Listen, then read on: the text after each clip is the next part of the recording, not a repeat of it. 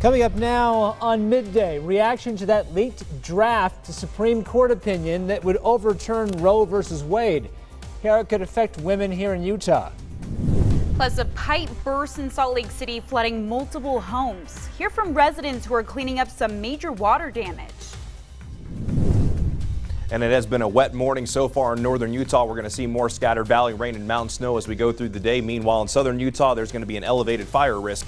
And we'll break down all the details that you need to know on Midday. That starts right now. Live, we're there for you. ABC4 News Midday starts now.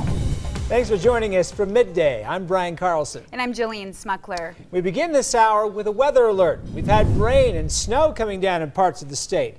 Here's what it looked like in South Jordan less than an hour ago. And as you can see, we had hail, we've had rain, and we have more wet weather on the way. Let's check in here with meteorologist Thomas Gieboy. So we had the rain, we had the snow, and now we had hail this morning. Yeah. We're getting the kitchen sink today, Thomas. Well, Mother Nature's just trying to throw all the wet weather that it possibly can at us, which is definitely a good thing. But the fact remains is if you're getting ready to head out for maybe lunchtime or if you're going to be heading out later, just be careful as a lot of the roadways are going to be wet in the northern half of the state. An upper level low pressure bringing us scattered valley rain showers and mountain snow showers. And earlier today we saw straight snow in parts of the valley, in parts of our valley floors. But we are looking at more times of scattered wet weather, and this is going to continue to be a theme not only as we go through the afternoon, but into tonight and into the overnight hours as well. And just talking about how much wet weather we've seen. In Logan, 3/10 of an inch, and this was at 9 o'clock this morning, and we've already definitely shattered the previous record that was set back in 2009. So we'll take record precipitation, and we got more on the way. Meanwhile, in Woodland Hills, 4.5 inches. This was sent in by Peggy Sorensen. Matt Solom captured this in Harriman, just above 5,000 feet, got a little bit of a dusting of snow, and David Lawrence captured this in Suncrest near Alpine, where we got around 2.5 inches of snow. Now we have a little bit of blue sky peeking through, but again, we're going to hold on to that chance for scattered valley rain showers and mountain snow showers with only a daytime high of 52. Mostly sunny with patchy blowing dust down in St. George. So there's plenty of things to keep an eye on as we go through today, but we'll break down everything that you need to know coming up in your forecast in just a few minutes. All right, thank you, Thomas. Happening now, some people in Salt Lake City are cleaning up some major water damage. A pipe burst in their neighborhood and flooded multiple homes. It happened this morning near 7th West and 13th South. It even opened up a sinkhole where a car sunk in. ABC4's Ali Arulian is there live in the neighborhood. So, Ali, how are things looking over there right now? Well, as you can see right behind me, we have tons of construction going on, 6 homes flooded, and a 10-foot deep sinkhole about 25 feet wide. And right behind me, you see that car that got sucked into that sinkhole, just absolutely wrecked. The owner telling me he bought that car as something reliable for his family, and now, as you can see, it is just undrivable. Flooding homes and sinking a car. And it just sank and it disappeared. Flavio Hernandez lives here with his family as a way to save up money and provide for his wife and new baby. This morning, his car sunk into the ground. As the minutes progressed, it started moving like sort of a boat, swaying. And then it just, next thing we noticed, it started dipping. Hernandez saying this car is what he uses to get to work. It's my only reliable car. Like I said, I have another car, but with the newborn, it's not very reliable to hatch. I ended up getting this and it's gone now. He says this morning at around 4 a.m. he woke up to flooding in his family's home, thinking it was their own water pipe, and didn't realize things would get worse until later. Tried barricading the gate, putting a mattress and stuff behind it just to kind of keep the water out, but that really didn't help. Hernandez saying water is now up to his waist in their basement. The city saying all of that water is coming from a 16-inch main water pipe on their street. The sinkhole opening up right next to a gas and electric line. They expect it'll take a couple of days before the road is back and everything's cleaned up. Our crews are here until the job is done. They're very dedicated and they'll work day and night until this is properly repaired and restored. The city partnering with multiple companies like Utah Disaster Relief to help the families get back on their feet. The Red Cross had said earlier they would help with lodging for people while they need it. But for Hernandez and his family, this burst is just another blow. It hurts because I have a newborn. We just moved in here. We actually moved in with my grandma, kind of help ourselves out with rent, help them. And now this happened. And as you can see, they're using that sinkhole as an access to the burst pipe. The city just now telling me it was a clean break through that 16-inch pipe, and it's zigging down the pipe, the water line, so they're going to have to completely replace 10 feet worth of that water line, meaning these houses all over here on the street are out of water and won't have water for a while. Live in Salt Lake City, I'm Allie O'Rulian, ABC4 News. Such a tough situation for those families. Thank you, Allie. New on Midday, we're getting a look behind the scenes at the next phase of construction happening at the Salt Lake Airport. We're seeing the progress made on Concourse A East. Now that's where they're adding 22 gates and a tunnel that connects the A and B concourses. There will also be more shops and restaurants there. This includes P.F. Chang's, Vessel Kitchen, and Burger King. We're told there will be an expanded security checkpoint and an easier way to get your luggage too. Now the new airport is expected to be complete in 2027. I'm glad that walkway is going through. All right, also new on Midday, a mess with mulch is causing traffic headaches in Utah County. State troopers say a semi-truck hauling mulch, as you can see, tipped over on I15 this morning, headed on to SR6 near Spanish Fork. Now, fortunately, the truck driver wasn't injured, but it did shut down that southbound on-ramp.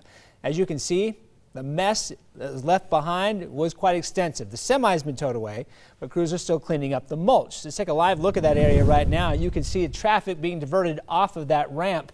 You see all that mulch is actually, if we pull back the graphic for you there at home, you can actually see where that mulch is still on the road. All the trucks right there on that bottom left-hand side, and that black area just below the word Delta is where that mulch has been left on the road. It is expected to reopen as soon as they get all of that cleared off of the ramp. In developing news, the U.S. Supreme Court appears poised to overturn Roe v. Wade, the 1973 decision that has guaranteed federal abortion rights for nearly 50 years. Now, overnight, hundreds breaking out in emotional demonstrations right outside the U.S. Supreme Court.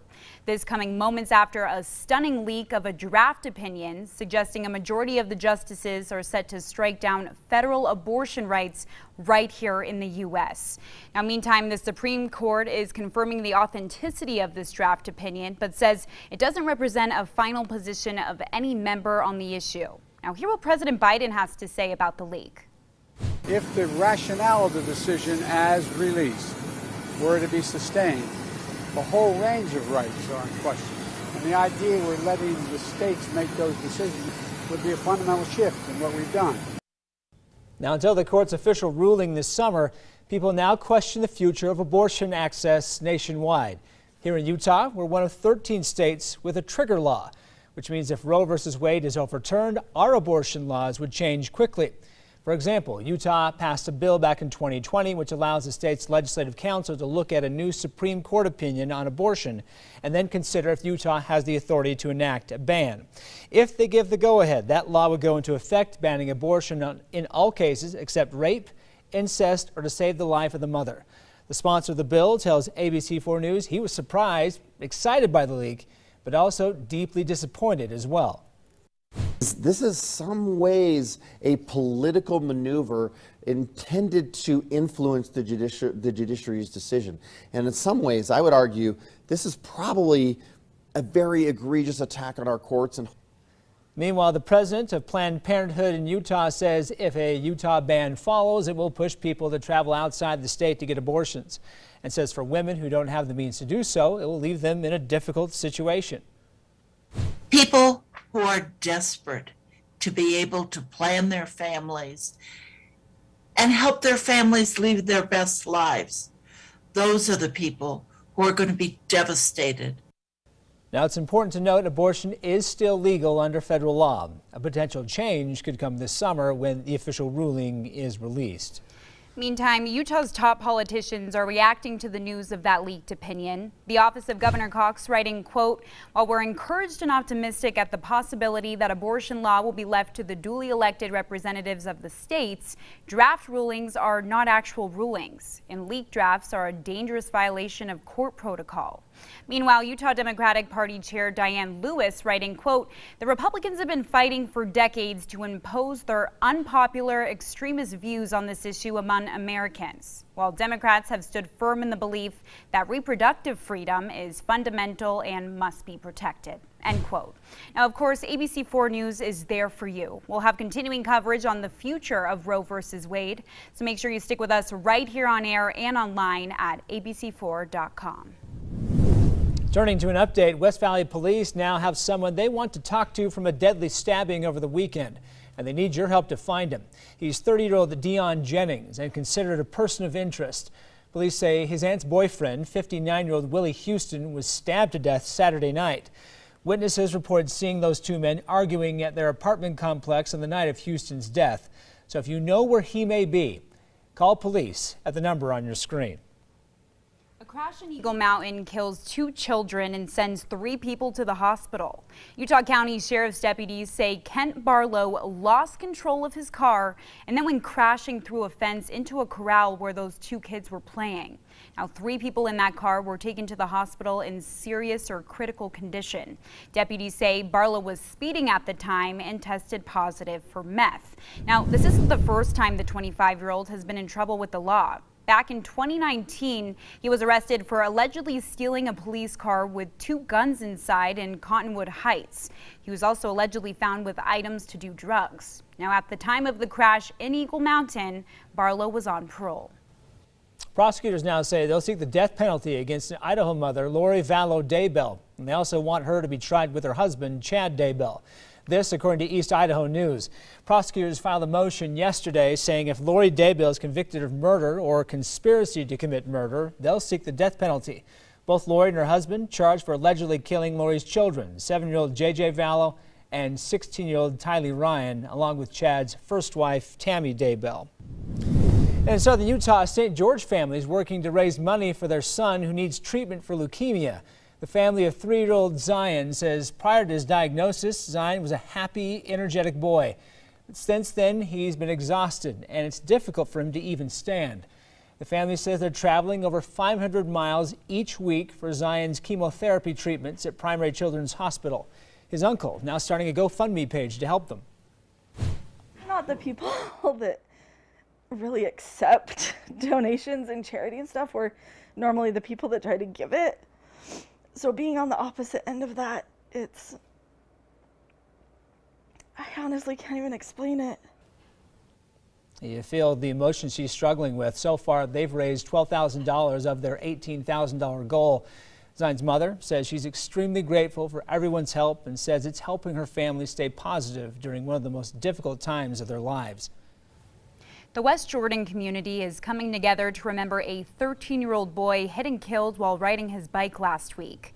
Now, friends and neighbors of Eli Mitchell lining the street with luminaries last night before laying the teen to rest. Hundreds of people attended the funeral, including the first responders on scene that day. The family took time to thank everyone for their support, especially those bystanders who tried to save their son's life.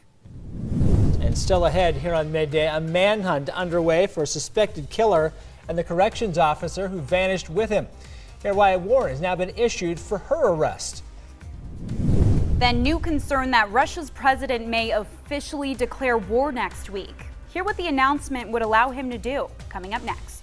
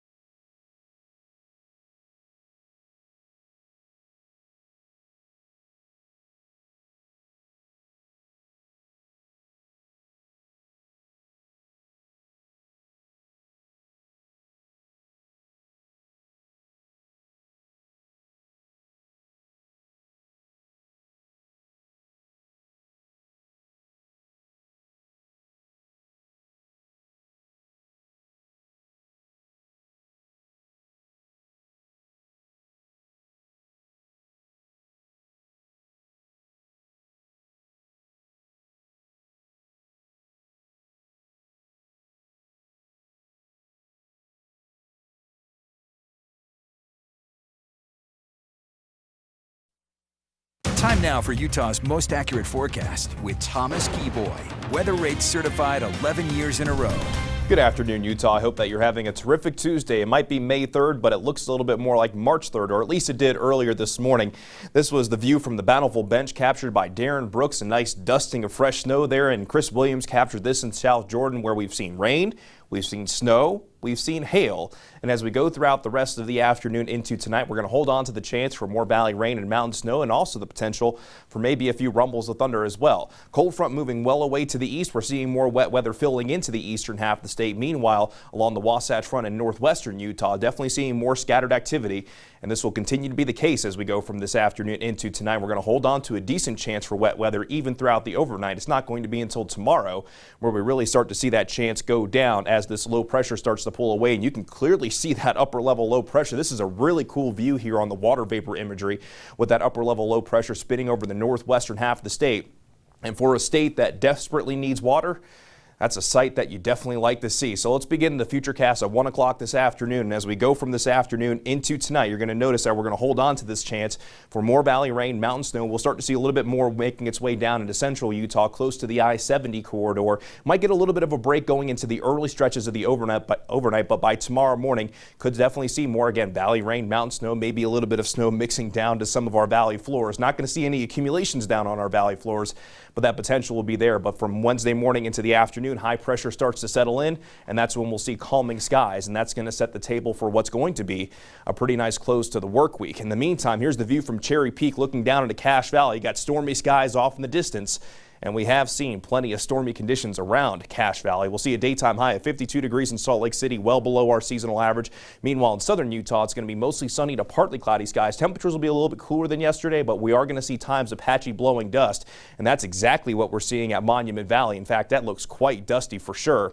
And we also have a wind advisory for San Juan County that goes until 9 o'clock this evening. Could see gusts upwards of 50 miles per hour, but with the warm, dry and windy conditions in the southern half of the state, there is an elevated fire risk that stretches from Washington County all the way over to San Juan County. It's going to be one of those days you want to avoid any outdoor burning. And then into tonight, it's going to be turning chilly statewide. And for the upper severe river valleys, we do have a hard freeze warning that's going to be going into effect, as overnight lows tonight could drop to around 26 degrees. So for St. George, we get 77 for today, patchy blowing dust, chilly tonight, but we will see temperatures in the 90s by the end of this work week.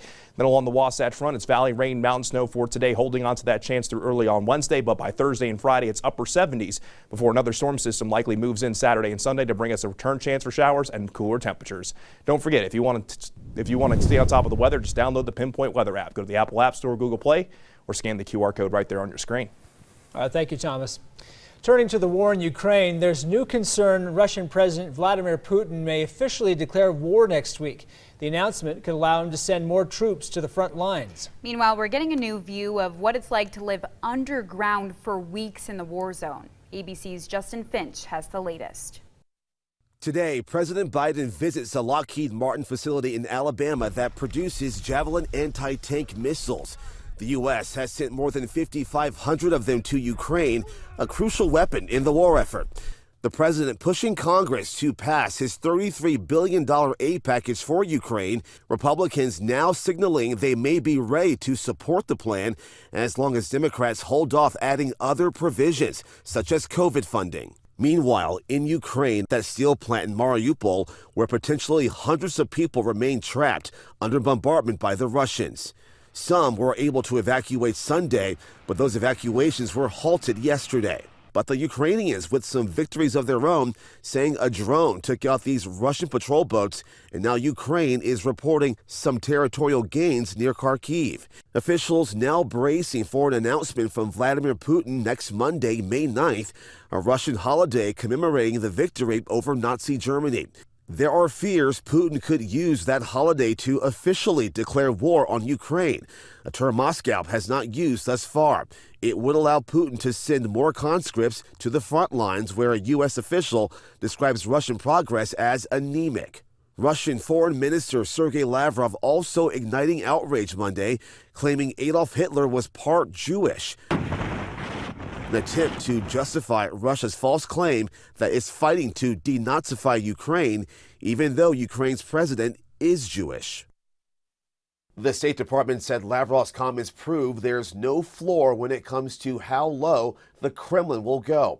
Israel calling those comments unforgivable. Justin Finch, ABC News, Washington. Happening now, actress Amber Heard is getting ready to take the stand in the bombshell defamation case against her ex-husband, Johnny Depp. Now, the pair are in a battle over an op-ed Heard wrote where she labeled herself a public figure representing domestic abuse. Although the court has yet to hear Heard's case, she's been facing a series of unfavorable headlines recently, something her team is hoping to change. She hasn't testified yet, so no one knows what she's going to say and how believable she's going to be. Now, meantime, Heard is trying to shift momentum by hiring a new PR firm before her team makes its case. And now to developing news on the urgent manhunt for a suspected murderer who escaped an Alabama jail and the corrections officer believed to be with him. Yeah, a warrant is now issued for that officer. She's accused of helping him escape and then running off together. ABC's Rena Roy has the latest. The desperate hunt for an accused murderer and corrections officer intensifying, the pair missing for days now.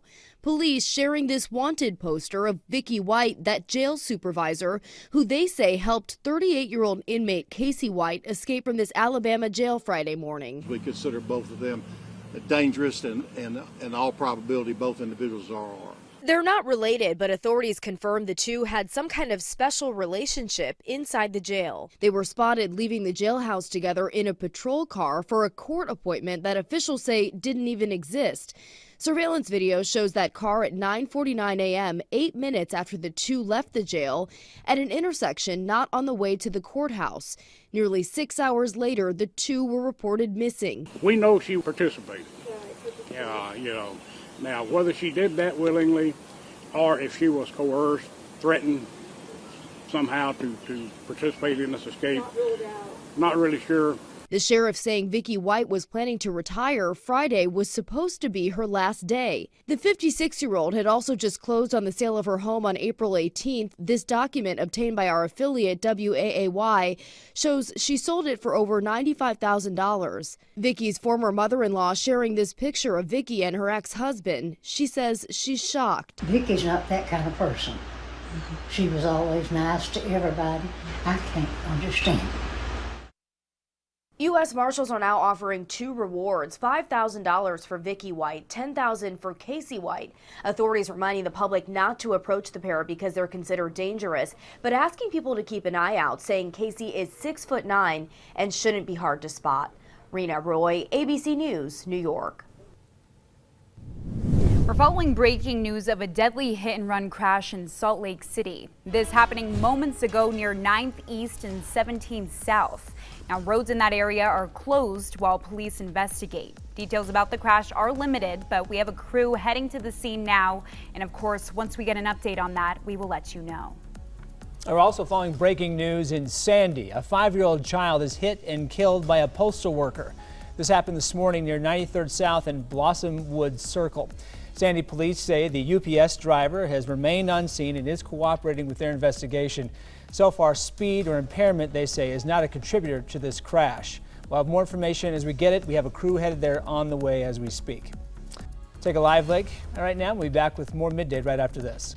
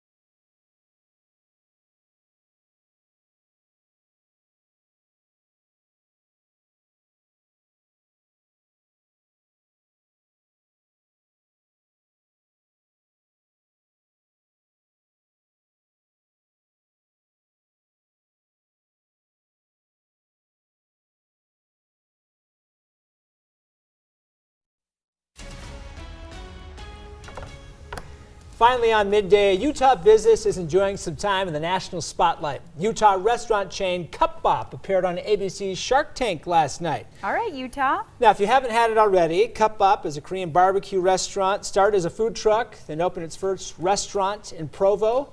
Well, now they're making it to the big time here. Obviously, you're on Shark Tank. They got $1 million out of Mark Cuban.